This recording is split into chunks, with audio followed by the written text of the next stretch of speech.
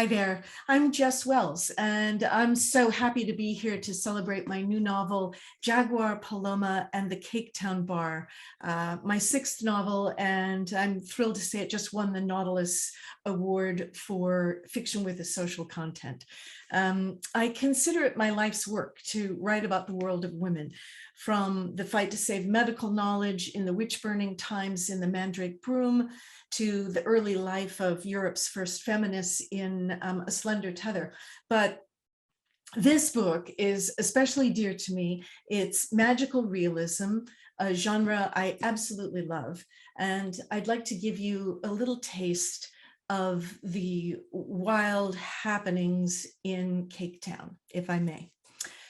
Here we go. Jaguar, Paloma, and the Cake Town Bar, 1865, in the southern country of Calexicogia.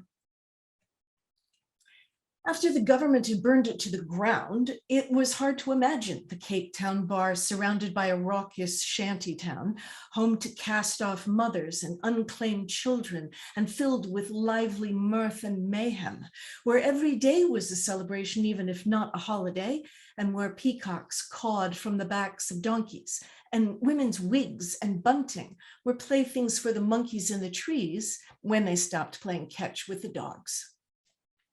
Flowers of unknown origin bloomed in the night and then flew away, and blue mist or green fog rolled in without warning. It was a town where morning was heralded by a rum cask being rolled across the dance floor and the groggy question of who had arrived in the night. Evening was announced by the sizzle of light bulbs in bent sockets and men slapping the dust off their pants with their hard-working hats, and women putting a baby to the breast and finally sitting down. Tartatenango, Spanish slang for Cake Town, hosted every traveling circus in any Romani family who wandered the southern country of Calexicogia, every soothsayer and shabby hawker of medicinal nonsense, and any runaway from the army, convent, or hostile home. No one was turned away for being muddy or misshapen or ragged. Everyone was welcome until proven unworthy. And it was just assumed that everyone was on their second chance. At the Cake Town Bar, sharing stories of the past was much more intimate than nudity.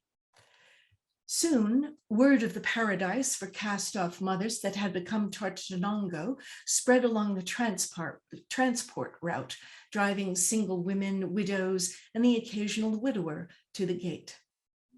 A mother from Santa Ana on the other side of the swamp who had been raped on the solstice, and with two others from towns they wouldn't reveal, formed a transport business, driving a team of strong horses with their babies strapped to their chest.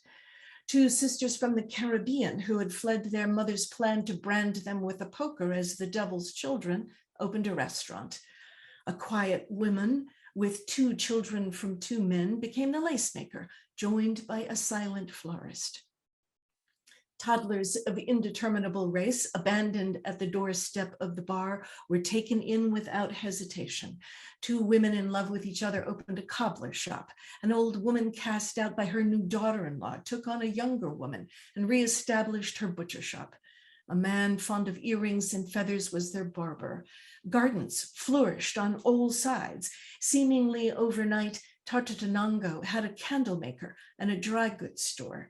Saddles and tack were traded and repaired, and a person of undetermined and unquestioned gender who carried their carpentry tools in a wooden box helped anyone who hailed them.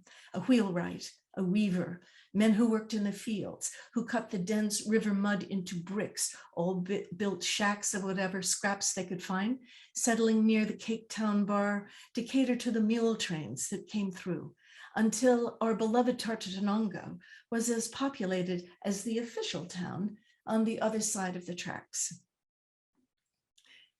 Now, on the other side of the tracks, the mayor decides that he's going to stop at nothing to destroy them. And he, like so many other characters of people that I would really like you to meet, Orietta Becerra, one of the central characters who pays the price for her absolutely extraordinary beauty.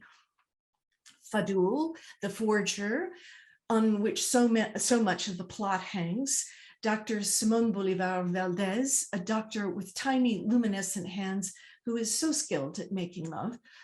Gonzago, the muleteer who understands Paloma as no one else can. The hummingbird mother, two girls who fall out of a sack, the Infante Contante, all the citizens of Tartatanango in my new book, Jaguar Paloma and the Cape Town Bar.